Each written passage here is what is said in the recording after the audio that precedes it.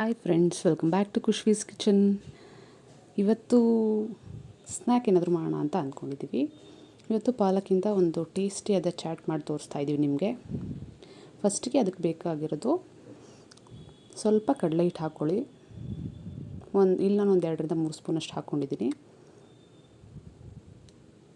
ಸ್ವಲ್ಪ ಖಾರದ ಪುಡಿ, ನೀವು ಖಾರ ಎಷ್ಟು ಬೇಕೋ ಅದು ನೋಡ್ಕೊಂಬಿಟ್ಟು ನೀವು ಹಾಕ್ಕೊಳ್ಳಿ. ಖಾರದ ಪುಡಿ ಎಷ್ಟು ಬೇಕೋ ಅಷ್ಟು.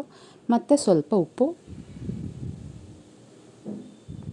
ನಂತರ ಚೂರು ಸೋಡಾ ಪುಡಿ, ನಂತರ ಸ್ವಲ್ಪ ನೀರು ಹಾಕ್ಬಿಟ್ಟು ಈ ಥರ ಬೋಂಡ ಹದಕ್ಕೆ ಕಲಿಸ್ಕೊಳ್ಳಿ. ಬೋಂಡ ಹಿಟ್ಟಿನ ಅದಕ್ಕೆ, ಬಟ್ ಸ್ವಲ್ಪ ಥಿಕ್ಕಾಗಿ ಕಲಿಸಿದ್ರೆ ಒಳ್ಳೆಯದು. ಇದಕ್ಕೆ ನೋಡಿ, ಈ ಕನ್ಸಿಸ್ಟೆನ್ಸಿಲಿ ಬರಬೇಕು. ನೋಡಿ, ಸ್ವಲ್ಪ ಥಿಕ್ಕಾಗಿದೆ.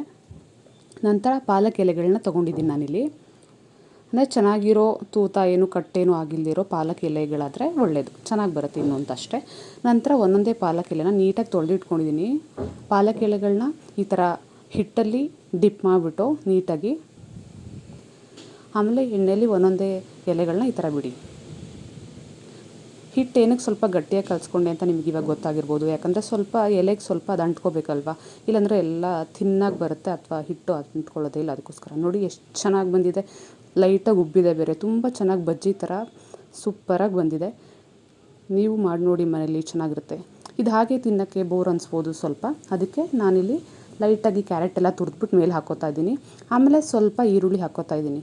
ಈರುಳ್ಳಿಗೂ ನಾನಿಲ್ಲಿ ಸ್ವಲ್ಪ ಖಾರದ ಪುಡಿ, ಚಾಟ್ ಮಸಾಲ ಹಾಕ್ಕೊಂಡಿದ್ದೀನಿ. ಅದಕ್ಕೆ ಈರುಳ್ಳಿ ಈ ಕಲರ್ ಕಾಣಿಸ್ತಾ ಇದೆ ನಿಮಗೆ. ನೋಡಿ ಎಷ್ಟು ಚೆನ್ನಾಗಿ ಕಾಣಿಸ್ತಾ ಇದೆ. ಮತ್ತು ಕೊನೆಗೆ ಸ್ವಲ್ಪ ಕೊತ್ತಂಬರಿ ಸೊಪ್ಪು ಹಾಕ್ಕೋತಾ ಇದ್ದೀನಿ. ಇದನ್ನ ಮನೇಲಿ ಮಾಡಿ ತುಂಬಾ ಚೆನ್ನಾಗಿರುತ್ತೆ. ಹೇಗಿದೆ ಅಂತ, ಹೇಗೆ ಬಂತು ಅಂತ ನೀವು ಮಾಡಿಬಿಟ್ಟು ಹೇಳಿ, ಶೇರ್ ಮಾಡಿ. ನೀವು ಇನ್ಯಾವುದಾದ್ರು ಬೇರೆ ಚಾಟ್ಸ್ ಏನಾದ್ರು ಮನೇಲಿ ಮಾಡ್ತೀರಾ ಅಂದರೆ ನಮ್ಮ ಜೊತೆ ಶೇರ್ ಮಾಡಿ, ನಾವು ಟ್ರೈ ಮಾಡಿ ನೋಡ್ತೀವಿ. Please subscribe to our channel. Thank you.